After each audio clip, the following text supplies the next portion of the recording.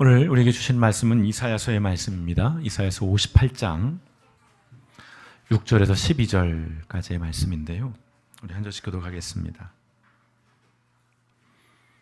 구약성경 이사야서 58장 6절에서 12절의 말씀입니다. 우리 한 절씩 교독하시고 마지막 절 합독하시겠습니다.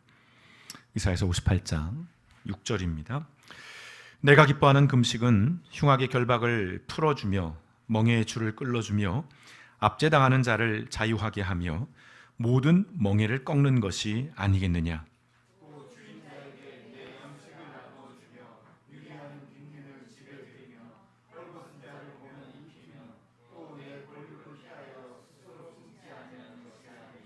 그리하면 내 빛이 새벽같이 비칠 것이며 내 치유가 급속할 것이며 내 공의가 내 앞에 행하고 여호와의 영광이 내 뒤에 호위하리니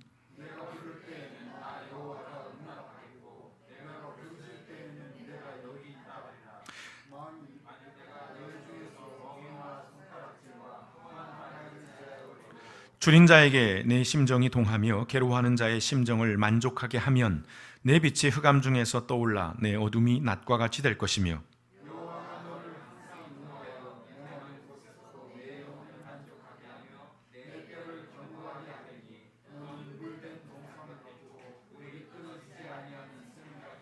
함께 읽습니다. 내게서 날 자들이 오래 황폐된 곳들을 다시 세울 것이며 너는 역대에 파괴된 기초를 쌓으리니 너를 일컬어 무너진 데를 보수하는 자라 할 것이며 길을 수축하여 거할 곳이 되게 하는 자라 하리라. 아멘. 고맙고 감사하신 아버지 하나님, 5월을 살고 우리 가운데 6월이 주어집니다. 이 한 달도 의미가 있는 줄 압니다. 뜻이 있는 줄 압니다. 매주일 말씀을 통해서, 예배를 통해서 그 하나님의 뜻을 발견하게 하시고 우리를 향한 그 하나님의 계획이 무엇인지를 바로 알아서 한 번뿐인 이 인생 하나님의 사람으로 온전하게 살아갈 수 있도록 특별히 아버지 하나님이여 이 말씀의 시간 속에 역사해 주시기를 원합니다. 하나님의 말씀이, 오래전 기록된 이 말씀이 지금 여기 오늘 우리의 현실 가운데 어떤 의미인가를 우리가 함께 곱씹어 보며 과연 내 삶의 자리에서 이 말씀이 어떻게 적용되고 또 이 말씀을 통해 우리는 어떤 삶을 살아야 하는가를 함께 고민하고 또 함께 기도하는 시간이기를 원하오니 성령 하나님 오셔서 말씀 가운데 조명해 주셔서 말씀이 밝히 보여지고 보여진 말씀을 가지고 힘있게 일상의 삶 속에서 살아내는 거룩하고 복된 말씀, 능력의 말씀이 되어질 수 있도록 하나님 함께하여 주시옵소서. 모든 말씀 은혜하신 예수님의 이름으로 감사하며 기도드렸습니다. 아멘. 앉으시겠습니다. 아까도 광고 시간에 좀 말씀을 드렸습니다만 지난해부터 사실은 이제 그 전부터이긴 합니다만 분명한 의도와 목적을 가지고 매주에 설교를 하고 있습니다.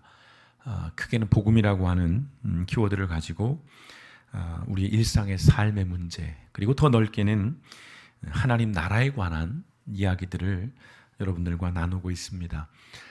익숙하지 않은 이야기일 수도 있고 또 낯선 이야기들일 수도 있습니다. 그래서 조금은 불편함이 있을 수도 있고 더러는 마음에 좀 거치는 부분도 있을 것이지만 바라기는 우리가 좀 더 성경을 꼼꼼하게 살펴보면서 익숙한 늘 해오던 방식이 아니라 정말 그러한가, 성경이 말씀하고 있는 바는 무엇이고 우리의 믿음, 우리의 신앙, 나의 삶은 어떤 것인지 더 넓게는 우리가 믿는 이 기독교라는 것이 과연 무엇인지를 우리가 다시금 새롭게 정립하는 그런 기회가 되면 좋겠습니다.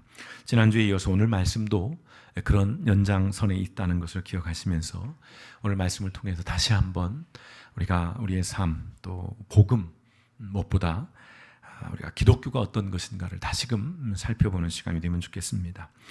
여러분 성경에서 이스라엘 백성들이 의롭게 되기 위해서 쉽게 말하면 우리가 경건해지기 위해서 또는 거룩해지기 위해서 더 구체적으로 말씀드리면 소위 믿음이 좋다, 신앙이 좋다라는 이야기들을 듣기 위해서 행했던 세 가지가 있습니다. 이른바 3대 경건 생활이라고 부를 수 있을 것 같은데요. 기도와 금식과 구제입니다. 이외에도 많은 것들이 있습니다만 가장 흔하게 그리고 가장 강조되었던 것이 바로 이 세 가지인데요. 유대교의 경건주의 분파로 불려지고 분리된 사람 또는 구분된 사람이라고 불리던 바리새파, 또 그들을 일컬어 바리새인이라고 하는 지난주에 말씀드렸던 그 바리새인들이 바로 이 3대 경건 생활에 있어서 가장 탁월했던 사람들입니다. 그리고 가장 집요했던 사람들이고요. 그런 이유로 지난주 바리새인의 그 기도 속에서 그렇게 자신의 의를 자랑할 수밖에 없었고 또 자랑한 것이지요. 그러나 예수님께서는 이렇게 말씀을 하십니다. 마태복음 6장 1절에 보시면 너희는 남에게 보이려고 의로운 일을 사람들 앞에서 하지 않도록 조심하여라. 그렇지 않으면 너희는 하늘에 계신 너희 아버지에게서 상을 받지 못한다라고 말씀을 합니다. 금식을 하지 말라는 것도 아니고요. 기도를 하지 말라는 것도 아닙니다. 구제도를 하지 말라는 것도 아니고요. 하되 그것이 외식이 되지 않게 사람에게 보이려고 하는 또는 자랑이 되는, 나아가 교만함으로 나타나지 않도록 경계하라는 그런 말씀입니다. 이어지는 말씀 속에서 예수님께서는 이제 금식이라고 하는 구체적인 예를 들어서 일종의 지침들을 주시는데요. 마태복음 6장 16절에서 18절의 말씀에 보시면 너희는 금식할 때에 위선자들과 같이 슬픈 기색을 띠지 말아라.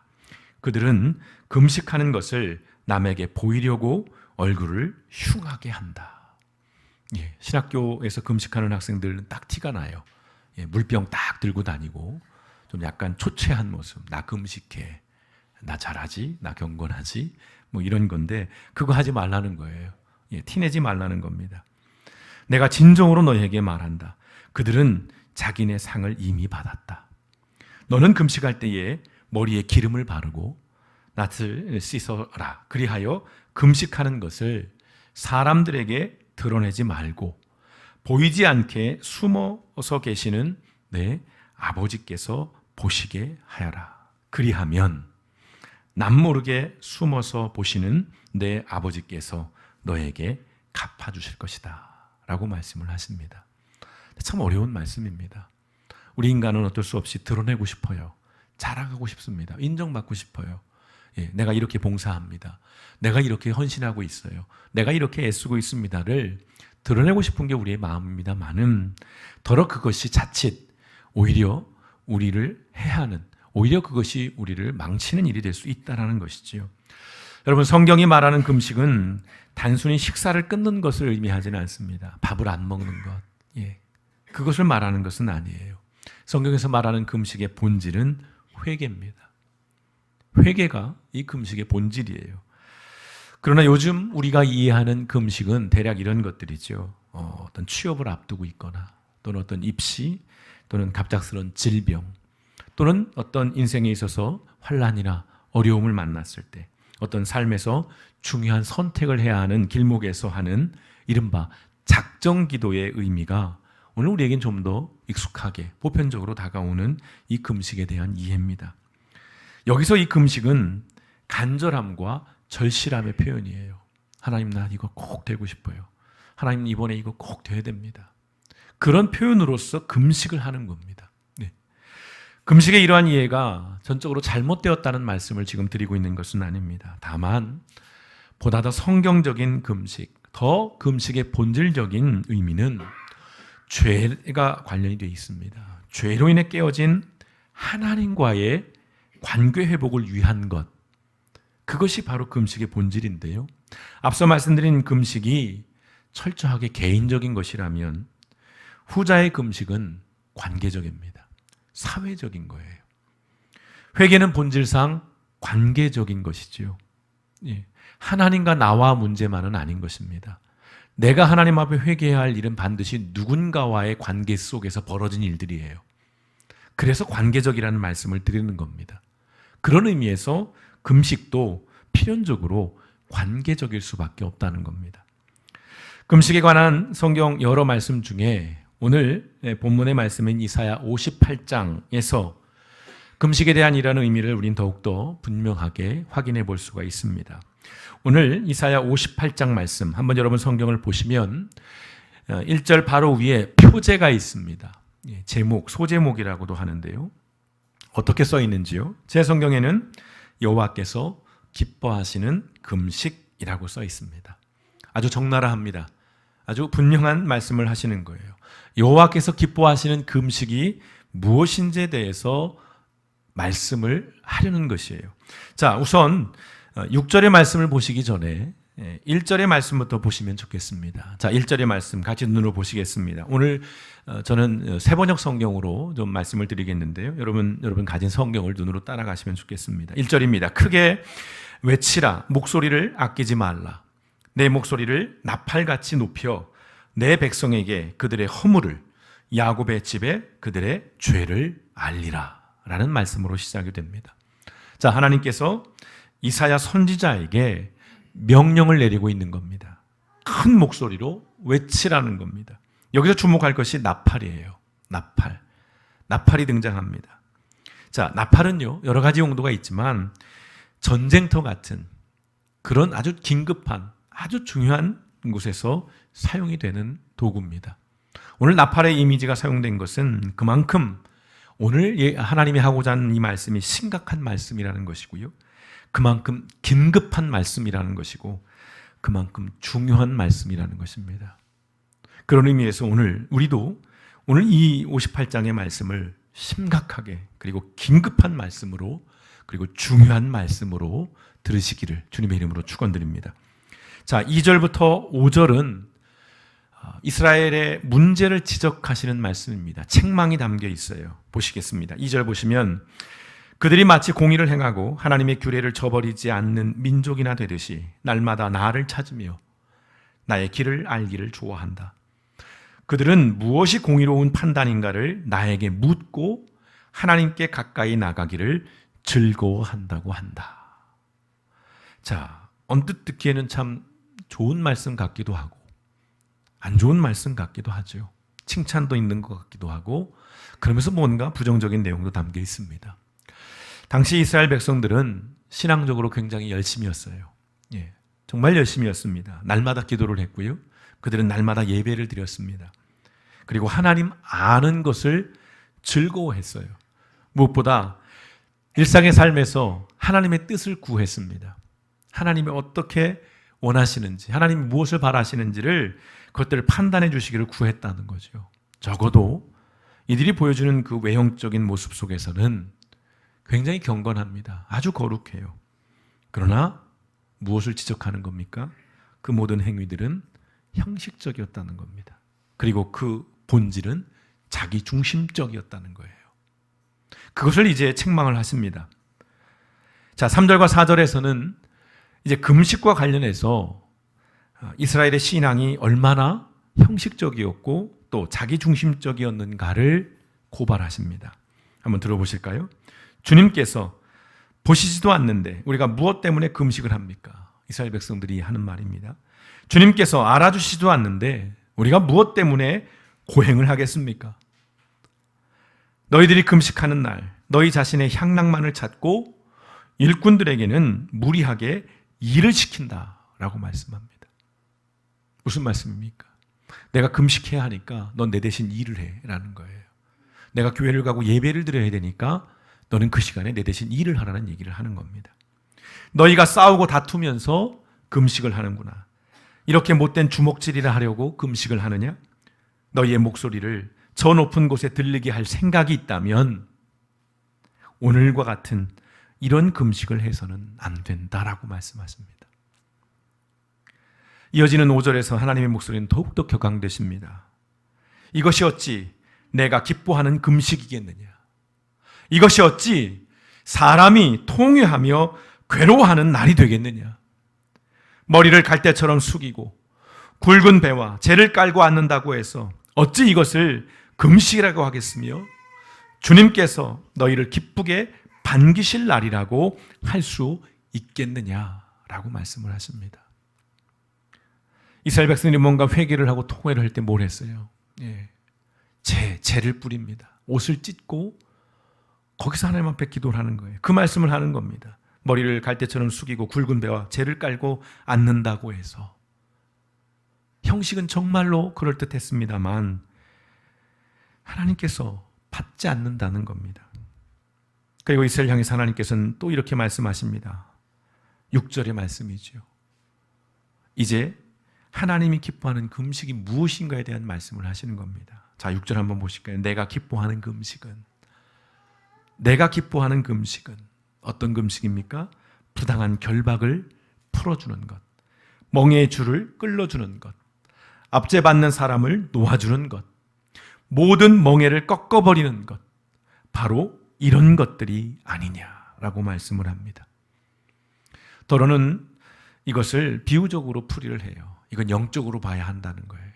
그래서 마귀에게 잡힌 그런 사람들을 풀어주고 끌어주는 이런 이야기라고 그렇게 보기도 합니다. 그러나 그렇게 볼 수 없는 것이지요. 문자 그대로입니다. 부당한 결박을 풀어주고 멍에의 줄을 끌어주고 압제받는 사람을 놓아주는 것, 모든 멍에를 꺾어버리는 것. 자, 여기서 그치지 않지요. 7절입니다. 또한 굶주린 사람에게 너의 먹거리를 나누어 주는 것, 떠도는 불쌍한 사람을 집에 맞아들이는 것이 아니겠느냐. 헐벗은 사람을 보았을 때 그에게 옷을 입혀주는 것, 너의 골육을 피하여 숨지 않는 것이 아니겠느냐. 세부적으로 들어가면 굉장히 좀 배려가 필요하죠. 세심함이 필요합니다. 기술적인 것도 필요해요. 이방인들을 받고 뭔가 나와 다른 사람들을 수용한다는 것이 쉬운 일은 아닙니다만, 그러나 큰 틀에서 하나님이 말하고자 하는, 하나님이 의도하는 바는 분명히 나타나 있어요. 여기에 더 심오한 해석이나 주석이 필요할 것은 없습니다. 여러분, 분명 금식은 개인적인 신앙행위예요. 아주 사적인 것입니다. 외형적으로 보면 그렇다는 것입니다. 그러나 하나님이 기뻐하는 금식은 철저하게 관계적이에요. 그리고 사회적입니다. 내 영혼의 만족과 내 어떤 심령의 평안 또는 내 삶의 문제 해결을 위한 금식만이 아니라는 것입니다. 하나님이 기뻐하는 금식이 그 목록 속에 그런 게 어디 있어요? 내가 기뻐하는 금식은 네 마음의 평안을 얻고 네가 만족을 얻고 네 삶의 문제가 해결되는 그것이라고 말씀하는 게 어디 있습니까? 어디에도 없어요. 오히려 약한 사람들을 돕는 거죠. 사회 정의를 위한 금식, 남을 세워주는 금식에 관한 이야기를 하시는 것이죠. 이러한 금식에는 축복이 있습니다. 하나님이 기뻐하는 이 금식을 행하면 어떤 복이 있냐면요, 8절에서 10절의 말씀에 보시면, 그리하면 하나님이 기뻐하는 그러한 금식을 하면 내 빛이 새벽 햇살처럼 비칠 것이며 내 상처가 빨리 나을 것이다. 내 의의를 드러내실 분이 내 앞에 가실 것이며 주님의 영광이 내 뒤에서 호위할 것이다. 그때 내가 주님을 부르면 주님께서 응답하실 것이다. 내가 부르짖을 때에 주님께서 내가 여기 있다 하고 대답하실 것이다. 내가 너의 나라에서 무거운 멍에와 온갖 폭력과 폭언을 없애버린다면 네가 너의 정성을 굶주린 사람에게 쏟으며 불쌍한 자의 소원을 충족시켜 주면 너의 빛이 어둠 가운데서 나타나며 캄캄한 밤이 오히려 대낮같이 될 것이다. 아멘. 내가 금식하면서, 여러분들이 기도하면서 하나님께 바라고 원하는 내용들이 여기 다 있습니다. 하나님이 기도를 들어주시겠대요. 하나님 만나주시겠답니다. 질병을 고쳐주시겠다는 겁니다. 얼마나 놀라운 복이에요. 근데 이게 전부가 아니에요. 11절과 12절의 말씀을 보십시오. 주님께서 너를 늘 인도하시고 메마른 곳에서도 너의 영혼을 충족시켜 주시며 너의 뼈마디에 원기를 주실 것이다. 이게 너무 은혜가 됐어요. 네. 장로님 계신데 이런 말씀 좀 뭐한데. 예. 저런 원기가 필요합니다. 저도. 너는 마치 물된 동산처럼 되고 물이 끊어지지 않는 샘처럼 될 것이다. 사막이잖아요. 사막에서 물이 끊어지지 않는 샘이 된다잖아요. 너의 백성이 해묵은 폐허에서 성읍을 재건하며 대대로 버려뒀던 기초를 다시 쌓을 것이다. 사람들은 너를 두고 갈라진 벽을 고친 왕, 길거리를 고쳐 사람이 살 수 있도록 한 왕이라고 부를 것이다. 최고의 찬사잖아요. 최고의 영광입니다. 누군가가 여러분들을 향해서 정말 당신은 왕 같습니다. 왕입니다. 비아냥이 아니라 무너진 공동체를 세우는 거죠. 무너진 사회를 다시 재건하는 이 일을 했어요.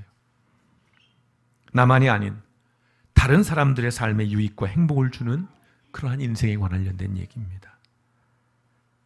여러분, 이게 복입니다. 성경이 말하는 복이 바로 이런 복이에요. 오늘 말씀은요, 금식이라고 하는 어떤 하나의 기독교 의식 또는 신앙의 행위를 통해서 본질적으로 우리 기독교와 우리 기독교 신앙이 무엇인지를 하나님 우리에게 말씀하시는 겁니다. 여러분, 일반적으로 종교는 사적인 영역이에요.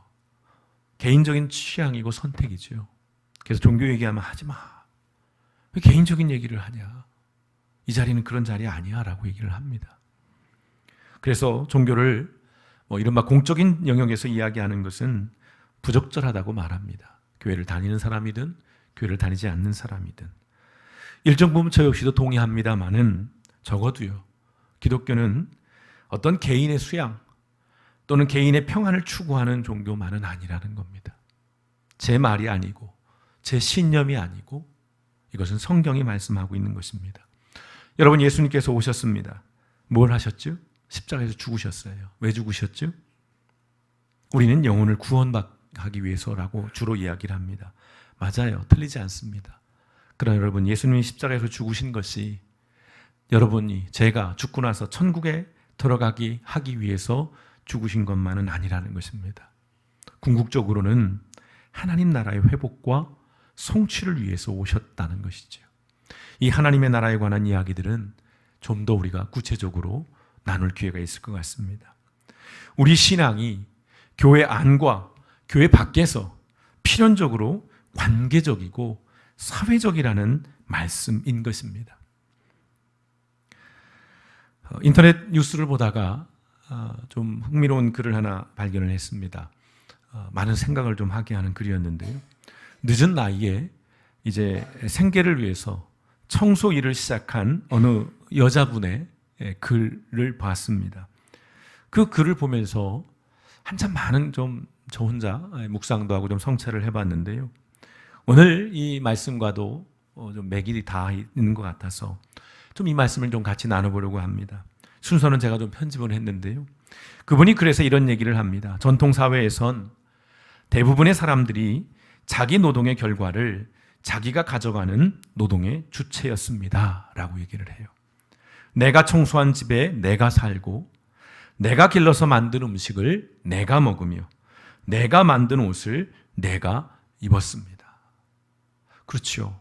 예. 저도 시골 출신이기 때문에 100%는 아니지만 적어도 먹는 문제에 있어서는 그냥 어머니가 마당에 가서 오이 따와라, 고추 따와라. 그러면 그냥 나가서 따서 그거 갖고 먹었어요. 예. 요즘은 그럴 수가 없잖아요.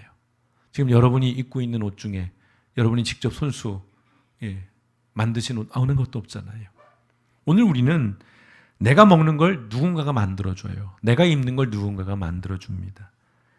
또 내가 사는 거 누군가가 청소를 해줘요. 그래서요, 사적인 영역도 더 이상 개인적인 영역이 될 수 없다는 말씀입니다. 우리는 다 엮여 있다는 것이에요. 관계 맺고 있다는 것입니다. 의도하든 의도하지 않든. 그런데 이분이 그런 말을 합니다. 그러나 세상엔 두 종류의 청소가 존재합니다. 가정용과 영업용입니다. 농작물을 키우는 데에도 가정용이 있고 영업용이 있으며, 음식을 만드는 일도 가정용과 영업용이 따로 있습니다. 전 이걸 아주 체감했던 게 교회 청소할 때였어요. 네, 소소한 좀 해프닝이 있었는데 2번 청소했잖아요. 처음에 온 팀이 사무실용 청소 전문이었어요. 그리고 2번째 온 팀이 가정용 청소팀이었습니다. 서로 전혀 달라요. 네, 사무실 청소는 대충 합니다. 이분들. 손으로 제가 쑥 훑었는데도 시커매져요. 통 다 했다고 가시겠대요. 근데 가정 청소를 하시는 분들은요, 꼼꼼하게 하시더라고요. 음식도요, 우리가 많이 경험하잖아요. 예, 무슨 공업용 기름을 써가지고 라면을 튀겼다느니, 또 써서는 안 되는 것을 가지고 음식을 만들어서 학교나 이런 급식업체에 납품을 했다느니, 자기들은 그거 안 먹죠. 자기 자식들한테는 그거 안 먹입니다. 가정용과 영업용이 따로 있는 것이지요. 바로 이 지점이 오늘 우리의 신앙을 얘기할 때, 우리 기독교를 이야기할 때 우리가 고민해야 할 지점이고 함께 싸워가야 할 부분이라는 것입니다. 사적인 종교 행위인 이 금식의 본질이 공적인 유익과 회복에 있다는 이 말씀, 오늘 우리는 무겁게 받아야 할 것 같습니다. 여러분, 우리의 신앙은 원론적으로 보자면 가족용과 영업용이 따로 존재해서는 안 되는 것이죠. 그러나 현실에서는 이게 존재합니다. 목사인 저도요. 교회와 세상, 신앙과 삶이 결코 분리될 수가 없어요. 그런데 우리는 그렇게 말하죠. 공사를 구분해라, 분리해라.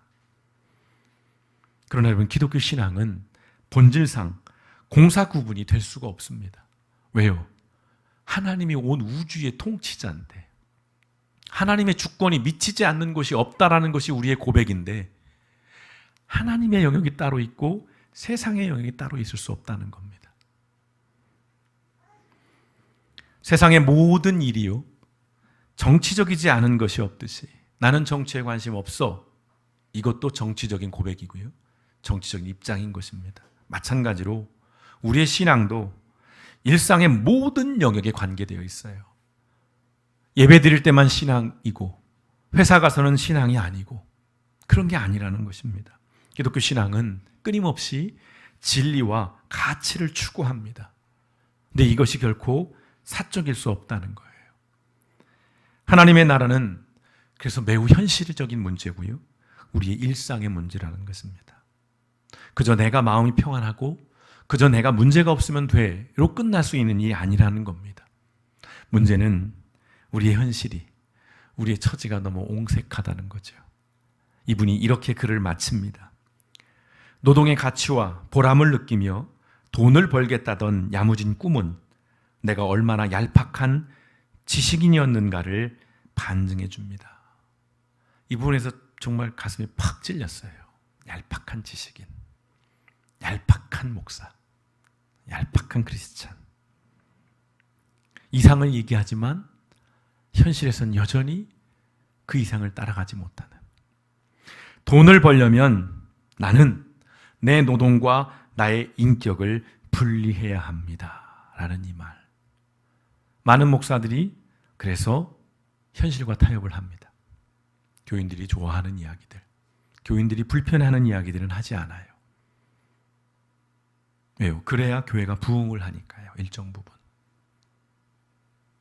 지적을 하거나 또는 어려운 얘기를 하면 싫어합니다. 목사님, 왜 교회까지 와서 그렇게 복잡한 얘기를 우리가 들어야 돼요? 좀 편하게 얘기해 주시면 안 돼요? 그런 얘기들을 합니다. 분리되는 거죠. 성경이 명확하게 말씀하고 있는 것들을 그대로 얘기를 못합니다. 그러면 교인들이 떠나거든요.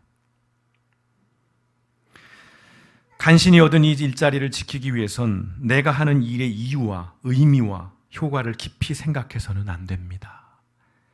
노동은 노동일 뿐 마음 주지 말고 정 주지 말아야 합니다. 참 마음이 아팠어요.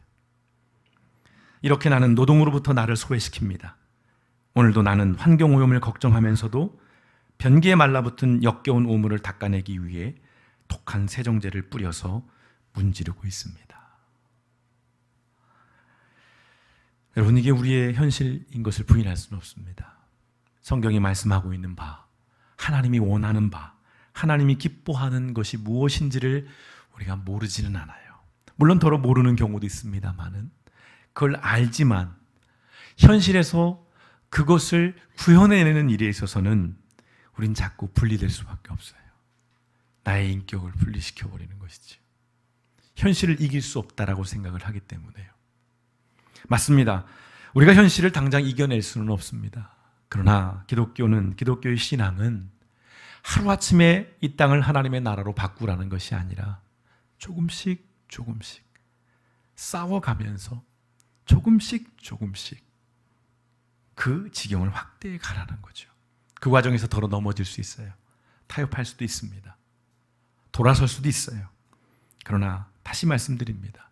그 방향을 포기하지는 말자라는 겁니다. 이게 기독교입니다. 여러분의 금식은 어떠신지요? 여러분의 신앙은 어떠신지요? 오늘 여러분의 직장 생활, 여러분의 가정 생활, 여러분의 교회 생활은 어떠신지요? 하나님이 기뻐하는 금식, 그것은 하나님이 기뻐하는 우리의 삶이라고 말씀드릴 수 있을 것 같아요.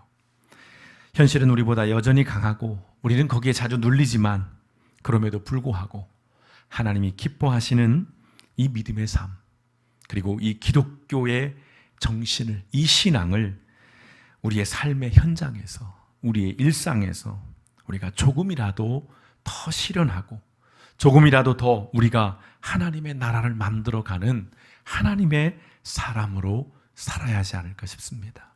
그것이 교회의 존재의 이유이고 그것이 성도의 존재의 이유라고 여겨집니다. 바라기는 혼자 할 수 없습니다. 이 일은 교회에서부터 이루어져야 하는 거예요. 자리를 지키고 내 할 일들을 감당하고 서로를 격려하고 위로하는 일로부터 하나님의 나라는 시작이 되는 것이고 거기서 얻은 그 힘을 가지고 세상 속에서도 우리가 하나님이 기뻐하는 삶을 살아내게 될 줄 믿습니다. 우리 길벗 교회 또 우리 모든 속한 성도님들이 이번 한 주간도 비록 세상에서 우리가 우리를 소외시키는, 분리될 수밖에 없는, 현실에 타협할 수 없는 삶을 살아갈지라도 내가 가야 할 길이 어디인가만큼은 잊지 마시고 포기하지 않는 하나님의 잊혀진 이 언어, 신앙의 공공성이라고 하는 이 중요한 기독교의 유산을 우리가 다시 한번 우리의 삶에서 회복해내는 저와 여러분의 삶이 되어주시기를 주님의 이름으로 축원드립니다. 함께 기도하시겠습니다.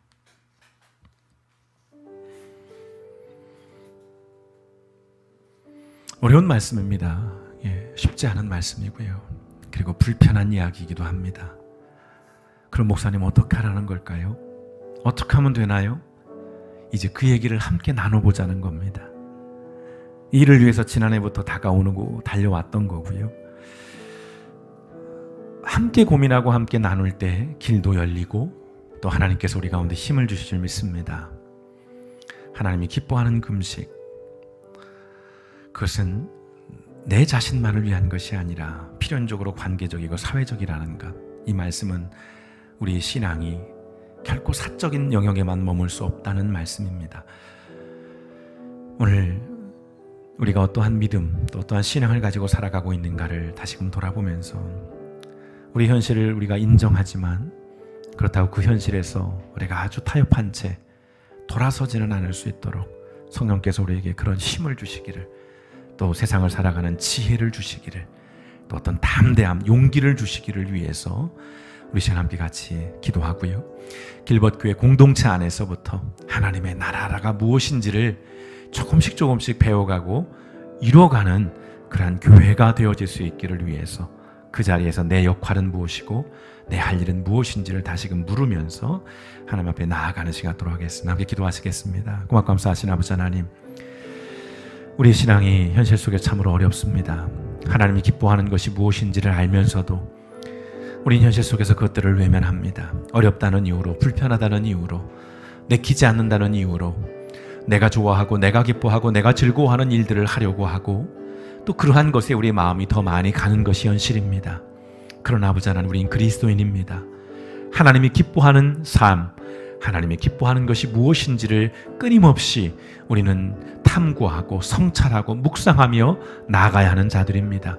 특별히 우리 같은 이 시대에, 오늘 우리 시대에 이 땅의 교회와 이 땅의 성도들이 함께 고민해야 할 것들이 무엇인지 아버지, 이 작은 공동체를 통해서부터 그 일들이 이루어지기를 원하오니 아버지 하나님의 길벗 교회와 속한 모든 성도의 삶 가운데 하나님의 힘과 능력을 보이시고 먼저 우리부터 하나님의 나라를 이뤄가는 공동체가 되어질 수 있도록 우리 하나님 역사하여 주시옵소서. 좋으신 아버지 하나님, 현실이 무겁고 버거울지라도 우리가 가야 할 길이 어디인가는 잊지 않기를 원합니다. 또는 넘어지고 쓰러지고 비틀거릴지라도 하나님이 기뻐하는 그 삶을 향해서 끊임없이 나아가기를 원합니다.